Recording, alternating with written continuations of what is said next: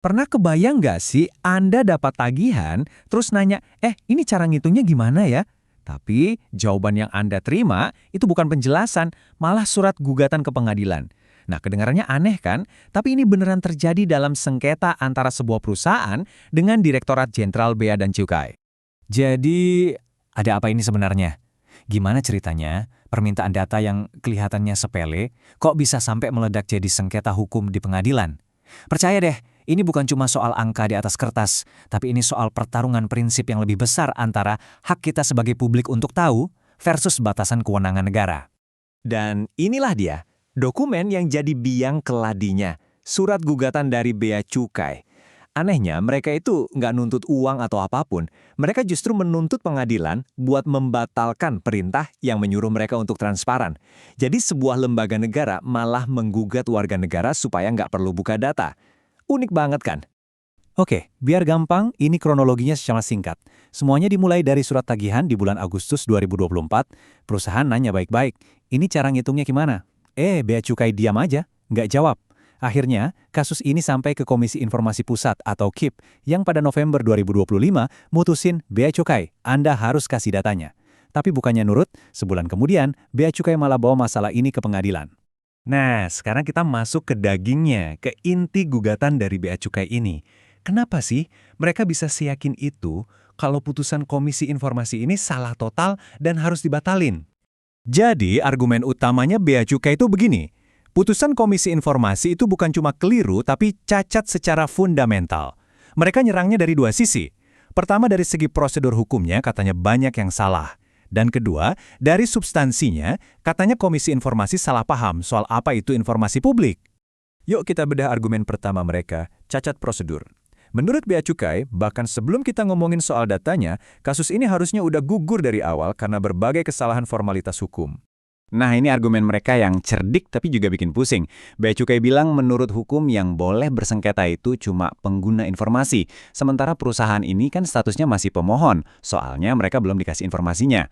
Ini jadi kayak lingkaran setan kan? Anda nggak bisa nuntut karena belum dapat data, tapi Anda harus nuntut biar bisa dapat data.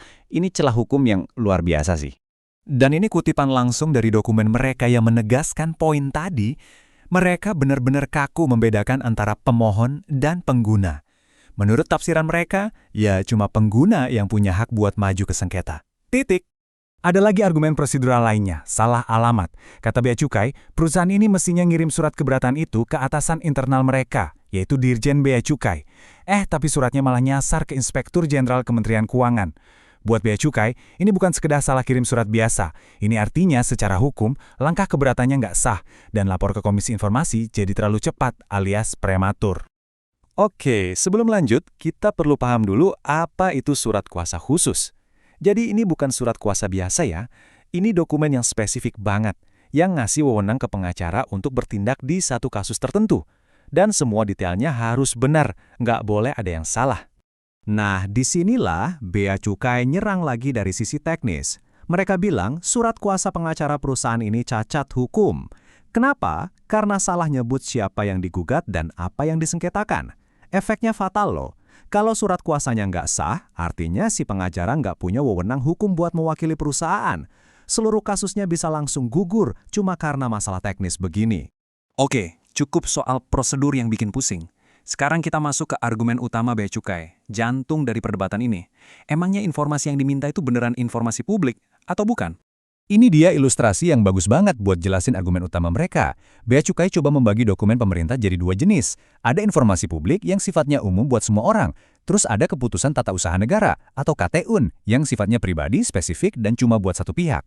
Nah, menurut Bea Cukai, surat tagihan mereka itu masuknya ke kategori kedua, KTUN. Jadi rincian perhitungannya ya bukan buat konsumsi publik.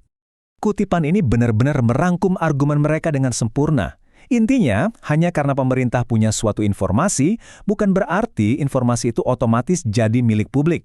Ada batasannya, dan Bea Cukai percaya batasnya ya ada di kasus ini. Kalau mau lebih spesifik lagi, yang diminta perusahaan itu kan rumus atau formula di file Excel yang dipakai auditor Bea Cukai. Nah, Bea Cukai nganggap ini sebagai dapur mereka, metode kerja internal. Ini bukan produk akhir yang siap disajikan ke publik. Analoginya, kayak restoran yang nggak punya kewajiban buat ngasih resep rahasia dapurnya ke pelanggan. Tapi ceritanya nggak berhenti di situ. Tentu aja perusahaan nggak tinggal diam. Mereka punya jawaban yang telak. Dan bukan cuma buat ngebantah argumen Bea Cukai, mereka justru nyerang balik fondasi dari gugatan Bea Cukai itu sendiri yang mereka sebut cacat secara hukum. Coba deh perhatian bagian yang dilingkarin di dokumen ini. Inilah titik lemah dalam gugatan Bea Cukai yang diserang balik sama perusahaan. Intinya, perusahaan bilang, tunggu dulu, cara Anda menggugat kami itu sendiri udah salah secara fundamental. Biar kita ngerti, kita perlu tahu dulu apa itu eksepsi. Gampangnya gini, eksepsi itu alat hukum buat pihak yang digugat atau tergugat untuk nangkis sebuah gugatan karena alasan-alasan formal. Jadi, eksepsi itu ibaratnya tameng bukan pedang. Dan inilah manuver cerdas dari pihak perusahaan. Mereka nunjukin kalau Bea Cukai yang posisinya sebagai penggugat malah pakai eksepsi. Alat hukum yang harusnya cuma dipakai sama pihak yang digugat. Ini kayak pemain bola, seorang penyerang tapi tiba-tiba pakai sarung tangan kiper. Menurut perusahaan, ini bukan salah ketik biasa. Ini kesalahan fatal yang nunjukin kalau Bea Cukai nggak paham aturan mainnya. Dan ini bisa bikin seluruh gugatan mereka jadi nggak sah. Oke, setelah kita lihat semua argumen teknis yang rumit ini, ayo kita mundur sejenak dan lihat gambaran besarnya. Karena kasus ini, pada dasarnya, adalah pertarungan antara dua ide besar yang sama-sama penting. Di satu sisi, ada hak publik untuk tahu. Ini prinsip fundamental bahwa setiap keputusan pemerintah yang dampaknya ke kita sebagai warga negara harus bisa kita pahami dan awasi. Tapi, di sisi lain ada juga kebutuhan pemerintah untuk menjaga kerahasiaan proses internalnya supaya mereka bisa kerja efektif tanpa semua dapurnya diobrak-abrik sama publik. Kasus ini adalah tentang di mana kita harus menarik garis di antara keduanya. Jadi pada akhirnya, pengadilan dan juga kita semua dihadapkan pada pertanyaan ini. Di mana sih garis batas antara transparansi yang wajib dan kerahasiaan yang perlu? Seberapa dalam publik boleh mengintip cara kerja pemerintah? Keputusan dalam kasus ini dampaknya besar, bukan cuma soal satu tagihan Bea Cukai, tapi akan ikut menentukan seberapa terbuka pemerintah kita di masa depan.